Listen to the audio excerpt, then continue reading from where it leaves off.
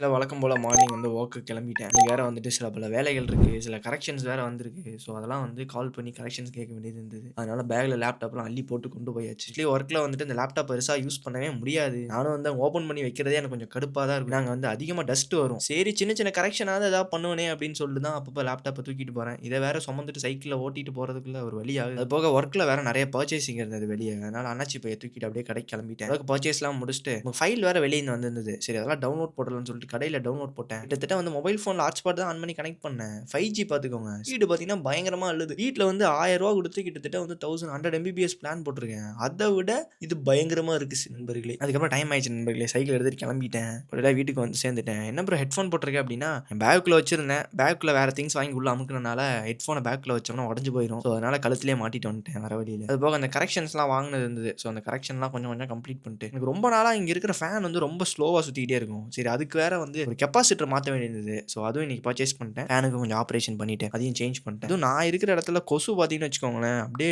வண்டி வண்டியா சுத்துது. எங்க இருந்து தான் வருதுன்னு தெரியல. எல்லா பக்கம் அடைச்சு தான் வச்சிருக்கேன். எங்கேயாவது இருந்து வந்தது நண்பர்களே. அப்படி கீழ லைட்ட போட்டு இருக்கிற கொசுவ பூரா போட்டு தள்ளிட்டு இருந்தேன். அது மட்டும் இல்லாம வேக்யூம் கிளீனர் வச்சு கொஞ்சம் கிளீன் பண்ணிட்டு இருந்தேன். அத வச்சு அப்படியே வந்துட்டு இருக்கிற கொசுவ பூரா உறிஞ்சு எடுத்துட்டேன். இதுக்குள்ள பார்த்தீங்கன்னு வச்சுக்கோங்களேன், சில பல கொசுக்கள் உள்ள சுத்திக்கிட்டு இருக்கும். அப்புறம் இந்த கரெக்ஷன் ஒர்க் அப்புறம் நேத்து அப்லோட் பண்ண வீடியோ அதெல்லாம் எடிட் பண்ணி முடிச்சுட்டு டைம பார்த்தா 1 மணி ஆயிடுச்சு. வெளிய போய் திரும்பி பார்த்தா என்னடா இவ்ளோ பிரைட்டா இருக்குன்னு பார்க்கும்போது தான் தெரியுது. இதுவரைக்கும் இந்த மாரி மூன் இப்படி இருந்து நான் பார்த்ததே இல்ல நண்பர்களே. நான் நேர்ல பார்த்த அளவுக்கு ஃபோன்ல ரெக்கார்ட் பண்ண முடியல. அது அந்த அளவுக்கு ஒண்ணும் நம்ம எதிர்பார்க்கிற அளவுக்கு அவுட்புட் இல்ல. இருந்தாலும் ஃப்ரேம் வந்து அவ்வளோ அருமையா இருந்தது. வர வர தூங்குறதுக்கு பார்த்தீங்கன்னா நண்பர்களே நைட் வந்து ரொம்ப லேட் ஆகிட்டே இருக்கு. ஸ்லீப்பிங் ஹெல்த் வேற ரொம்ப மோசமாகிட்டு இருக்கு. அதான் முதல்ல சரிப்படுத்தணும்னு இருக்கேன். நண்பர்களே வீடியோட இறுதி பகுதிக்கு வந்துட்டோம். பார்க்கலாம்.